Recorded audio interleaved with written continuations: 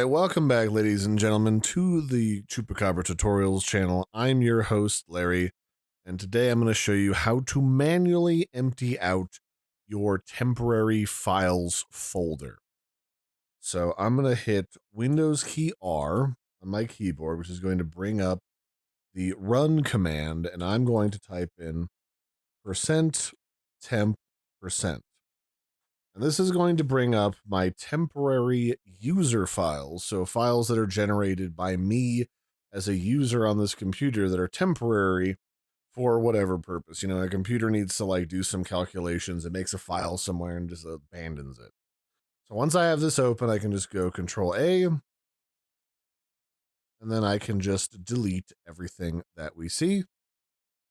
And then boom, 100. Well, that's like 1 gig's worth of stuff, almost 2 gigs worth of stuff being recycled from my temporary files folder. So that's actually a lot of stuff. All of these random couple kilobyte folders of information that gets processed, it all adds up after a while. And some of this stuff is fairly old. It's from like the parts of the beginning of last year.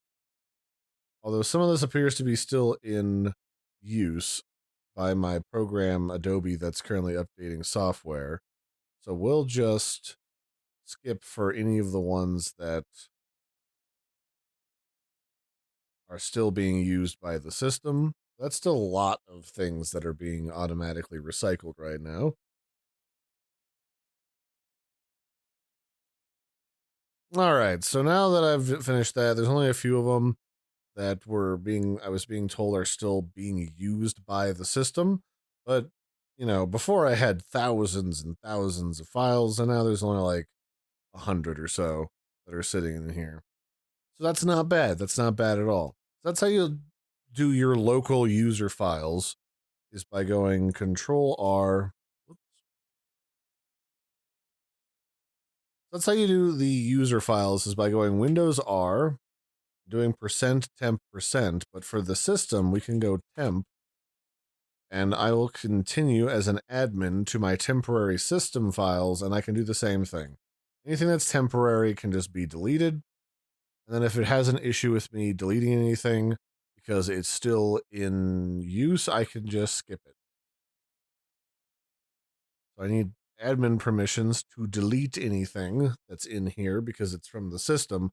But again, these are just temporary files, so nothing in here should be hypercritical. But if something says is currently open or being used by a program somewhere, we're just going to skip it and not worry about it.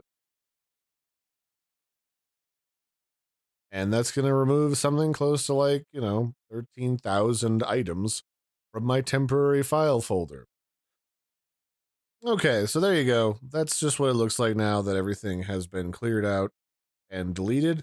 There's a lot of programs that you can get that'll do this process for you automatically, so you don't need to manually go through and delete all of these temporary files off of your computer to free up space. And I'm talking about gigs of space here, and those gigs of space add up to terabytes of space after a while.